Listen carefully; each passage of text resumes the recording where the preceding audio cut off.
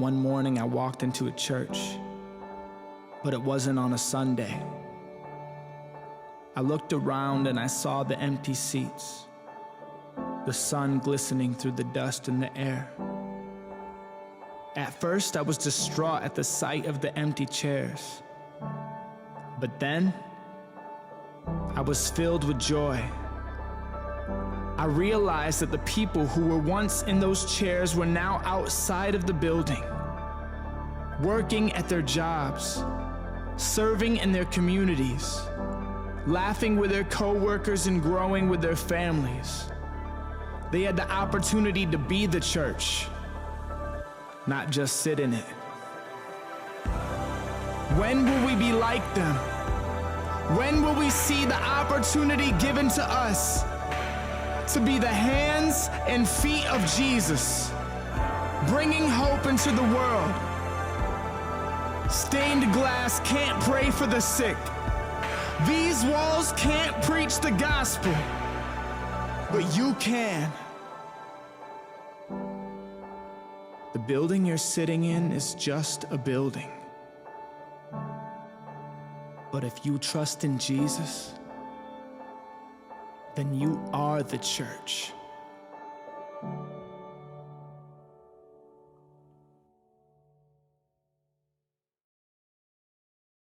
Pretty interesting way to think about that, I think. You know, we're at the end of our study called Rooted, where we have been discovering the benefits of developing deep foundational roots in the grace and the love of God. And you know, we started the first week, we looked at how rooting ourselves and sharing means that we look for any and every opportunity to tell others about the good news of Jesus, and how we become ambassadors for the kingdom of God. A couple of weeks ago, for National Back to Church Sunday, we talked about how rooting our lives in faith can transform us and help us live lives that honor God and bless others around us. Our faith is shown to the world by the fruit of our lives. Last week, we took a deep dive into being rooted in prayer and Bible study to grow into the people that God has created us to be. And so today, we will talk about the beauty of the church and the joy of being rooted in community. Now, I have always been fascinated by the redwood forests, and you know, I've seen all kinds of pictures of them, and you know, if you look at this picture here, if you're probably in the back, you probably can't see, but there's a person right there at the very bottom of that picture. And it just amazes me. It just kind of puts in perspective how big and majestic these trees really are. But you know, even at that, a picture cannot capture their greatness. The huge redwood trees of California, I just think are amazing. They're the largest living things on earth, and the tallest trees in the world. Some of them are over 300 feet tall and are over 2,500 years old. You know, one would think that such large trees like that must have a tremendous root system that reaches down hundreds of feet into the earth to keep them upright and strong. But you know, the redwoods have surprisingly a very shallow root system. And if you got down and kind of started digging around on your knees and examined their roots, you'd find that all of their roots of these trees are intertwined together. They lock into each other, and so when the storms come, when winds blow, when the lightning flashes, the redwoods, they remain firm. These trees support each other and protect each other, and each tree is important to all of the other trees in the grove. And you know, when we think about the church, each one of us is vital to the life of the church. None of us can navigate life on our own. We were never meant to do life all alone. The Bible talks throughout about the way that God designed us for fellowship and for connection. And so when we are rooted in community, we are a blessing to others in need. We can also have a powerful impact on the world when churches partner with one another to join God in His mission across the globe.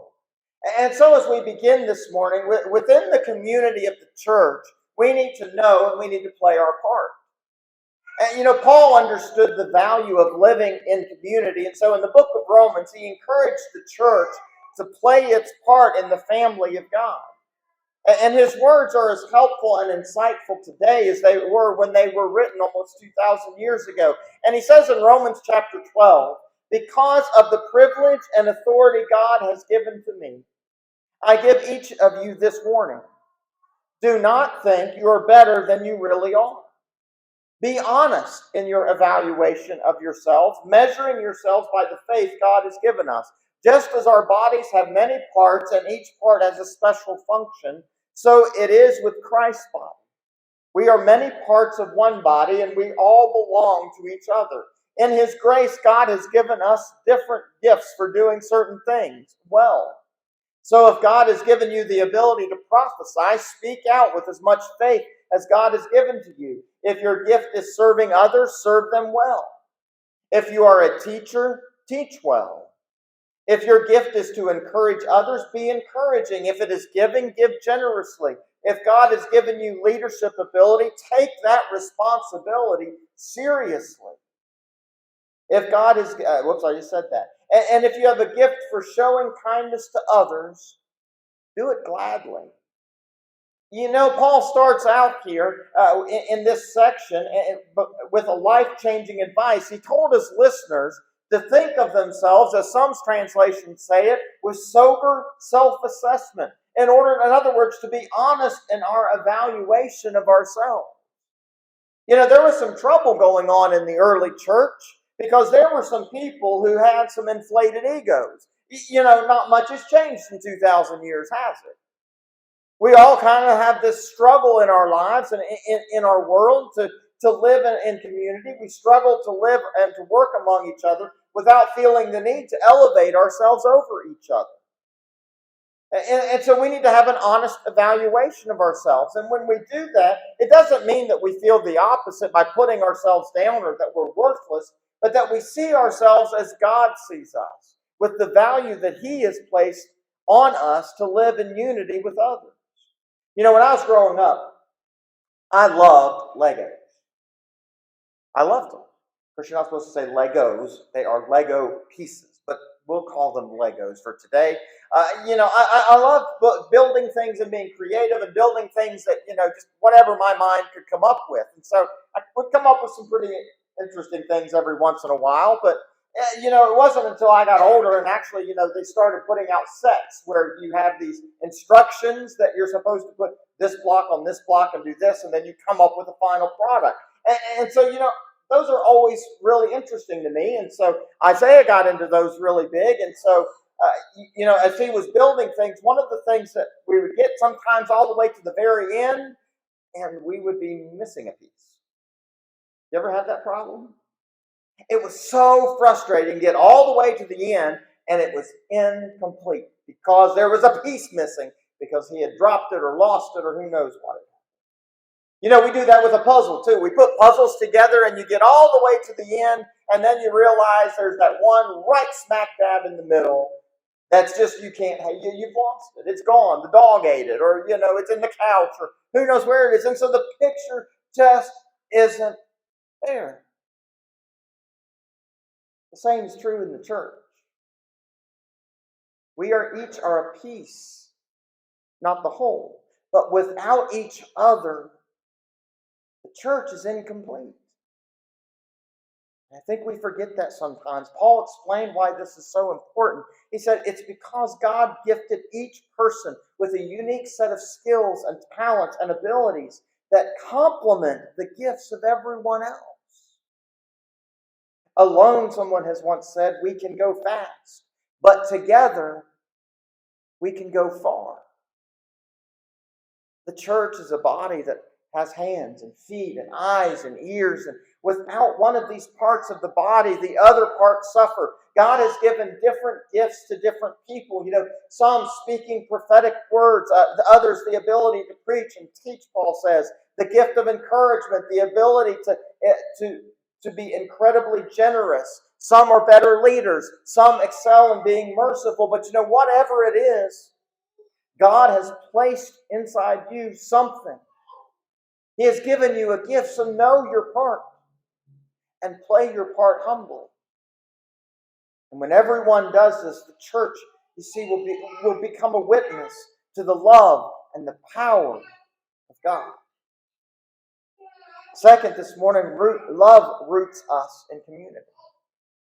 Paul explained the motivation behind communal relationships that make up our witness to the world, and it's simply this: love. Continuing on in Romans chapter 12, Paul says, don't just pretend to love others. Really love them. Hate what is wrong. Hold tightly to what is good. Love each other with genuine affection. And take delight in honoring others. Never be lazy, but work hard and serve the Lord enthusiastically. Rejoice in our confident hope. Be patient in trouble and keep on praying. When God's people are in need, be ready to help them. Always be eager to practice hospitality. You know, sincere love makes us authentic, makes us genuine, makes us real. It fuels us to seek out and destroy evil. It keeps us committed to showing up in one another's lives. Love helps us put the other's needs ahead of our own, the same way that Jesus did as he went to the cross on our behalf. Love makes us excited to serve God by serving others. You know, I love the way that Paul ended this section of his letter. He told his listeners to practice hospitality. That's one of the most valuable and overlooked gifts that exists in the church. You know, some of the most powerful experiences that I've ever had in the church have come from the hospitality of people who love God.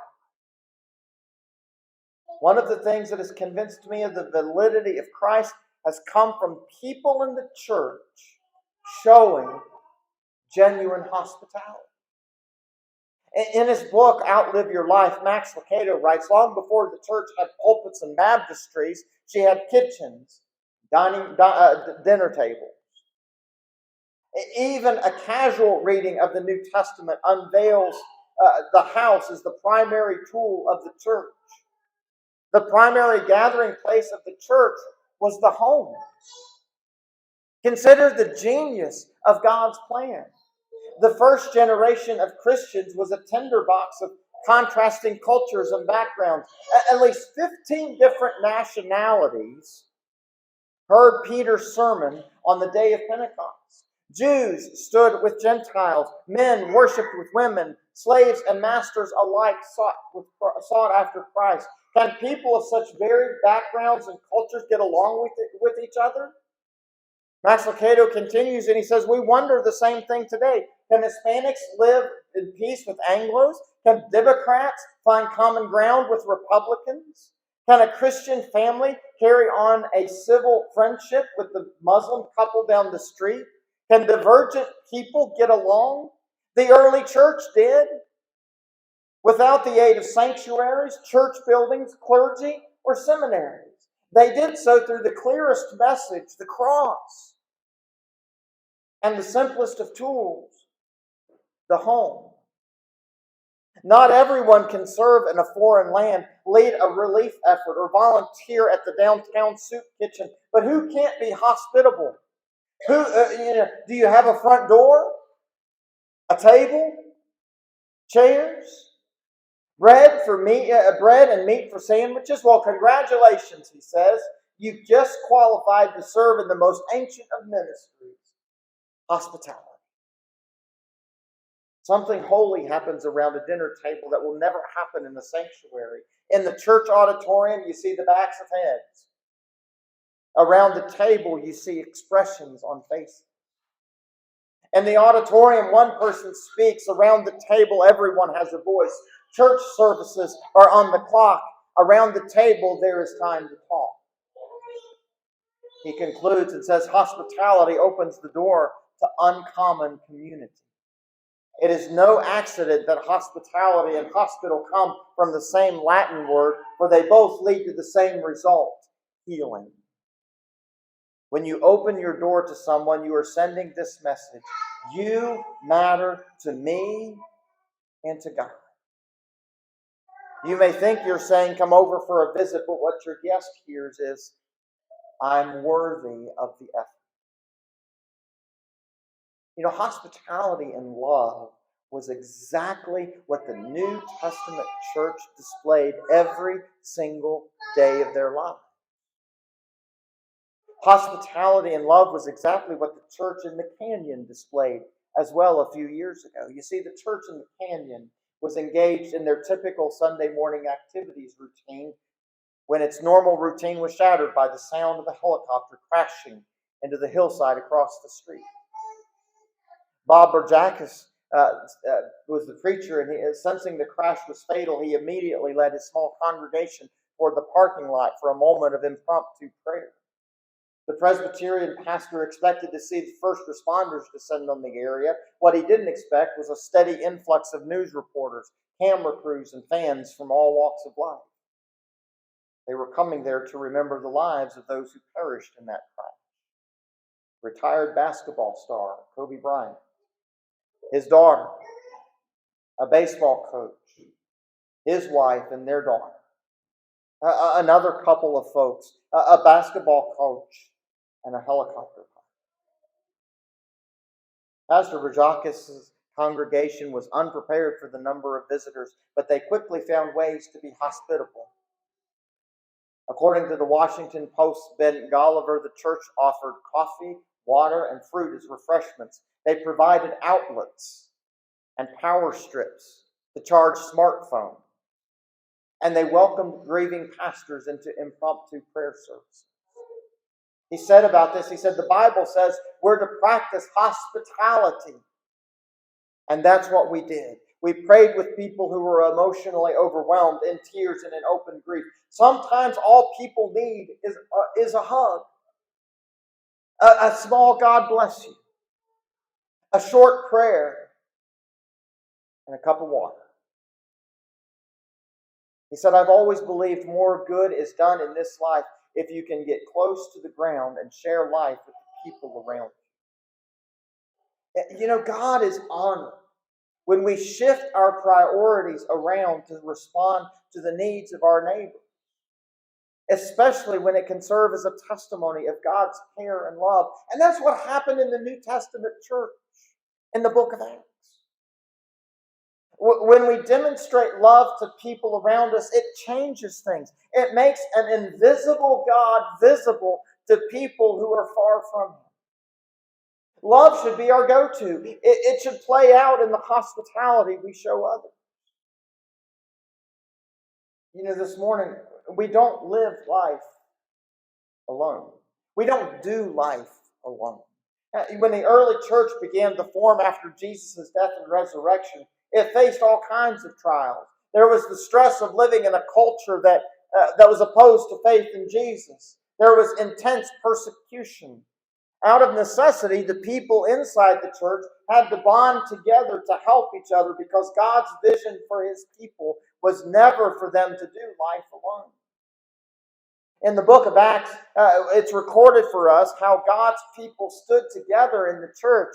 And in Acts chapter 2, we read that all the believers devoted themselves to the apostles' teaching and to fellowship and to sharing in meals, including the Lord's Supper, and to prayer.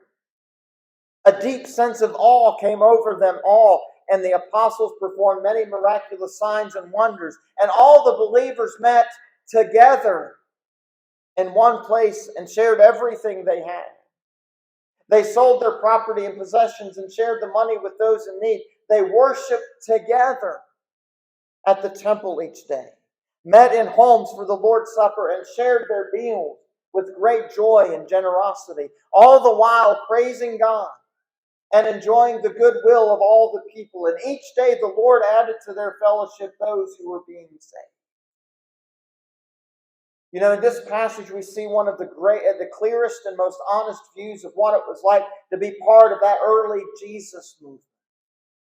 The people regularly gathered together. They got together all the time for fellowship, for teaching, to even sit down and eat together, to enjoy each other's fellowship, and to worship together. Their faith was central to their daily lives, and they became witnesses to the world. They were witnesses to amazing and miraculous things, and they survived because they were deeply rooted in their community and in God. You know, today we could tell all kinds of stories of some of the same amazing and miraculous things in our own church family.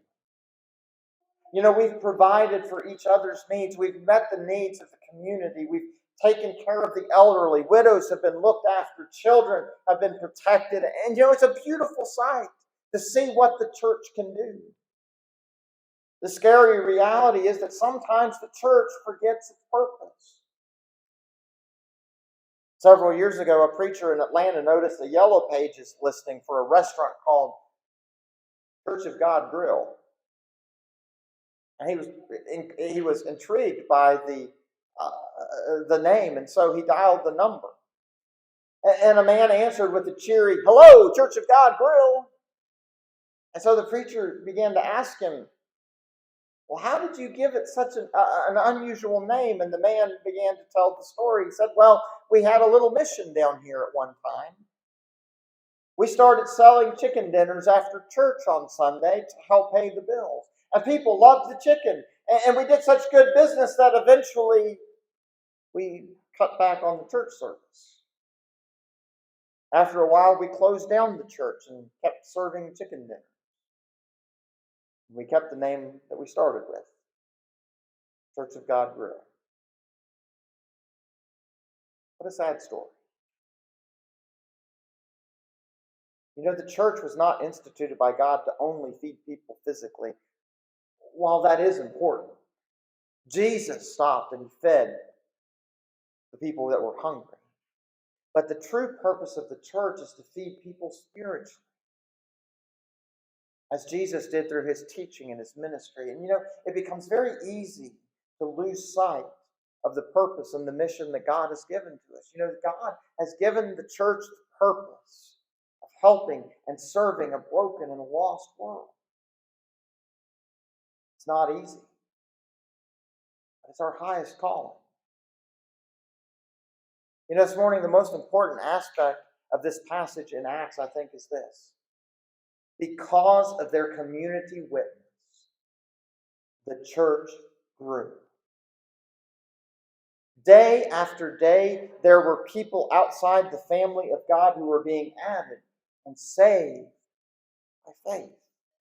Why?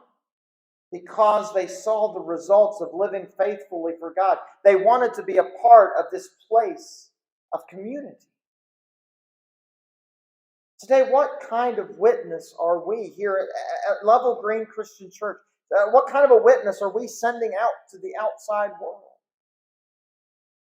Are we living in the kind of church community, living within the kind of community within the church that would cause others to want to join, to worship with us, to be a part of this family? Is our community and world a better place because we meet here on Sundays? It's a tough question. You know, there was a study back in 2003 that showed there were nearly 3 times more church closings than there were openings every year.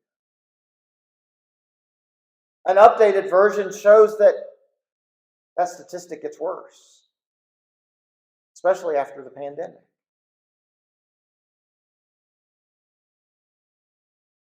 Would the people in our community miss us if we closed our doors? It's a tough thought. When we live as a community rooted in love and humility and service, the answer will undoubtedly be yes. But are we living that way? You know, it's about deciding to follow Jesus.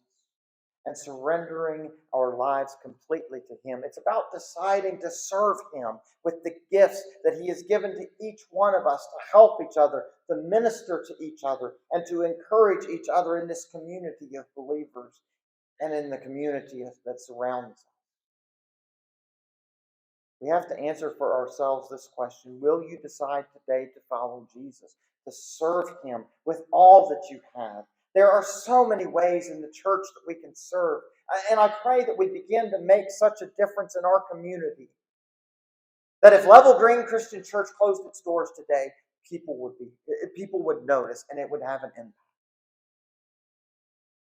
May we be rooted in love and humility, service today. We're going to conclude with a short video that challenges us to consider our community and how we can serve Jesus, how we can share our faith, how we can share God's love, and how we can fellowship and share hospitality with those around us. And I want us to consider this morning what gifts God has given to each one of us and how we can use those gifts to help build and strengthen the community of believers today, and how we can help each other, we can build each other, we can encourage each other to grow deep roots in community and in the love of God.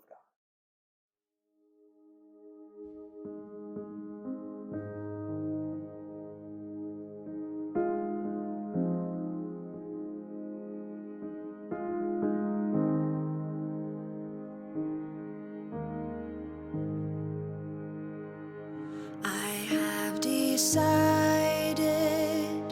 to follow Jesus. I have decided to follow Jesus. I have decided to follow Jesus.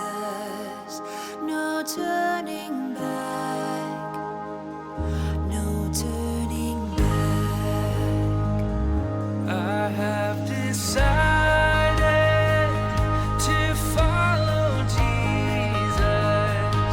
I have decided to follow Jesus. I have decided to follow Jesus. No turning back. No turning back.